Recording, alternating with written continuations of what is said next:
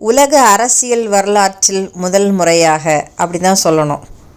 ஏன்னு கேட்டால், இப்படி ஒரு நிகழ்வை தமிழ்நாட்டு மக்கள் பார்த்துருக்கவே மாட்டாங்க, உலக மக்களே பார்த்துருக்க மாட்டாங்க.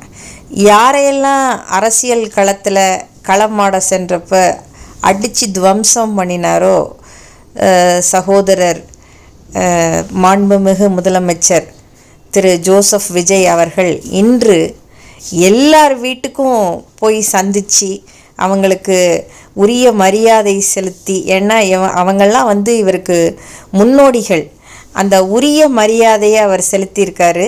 இந்த மாண்பு ரொம்ப மிகச்சிறந்த மாண்பு, எனக்கு ரொம்ப பிடிச்சிருந்தது. இந்த மாதிரி ஒரு அரசியல் மாற்றம் வரணும்னு எத்தனையோ பேர் ஏங்கிக்கிட்டு இருந்தாங்க. எதிராளிகள் இல்லாத ஒரு களமாக இதை மாற்றி கொண்டிருக்கிறார் அப்படின்றது தான் நிதர்சனம். அவருக்கு எதிராக இனிமேல் பேசுகிறதுக்கே ஒன்றுமே இல்லை.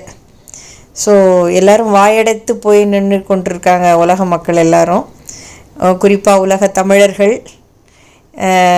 இந்த அன்பு, உன்னை போல் பிறனையும் நேசி அப்படின்னு சொல்கிற இந்த அன்பு, இது இருந்தால் தான் அவரால் அடுத்த தமிழ்நாட்டுக்கு செய்ய வேண்டிய நலத்திட்டங்களை சரிவர செயல்படுத்த முடியும்.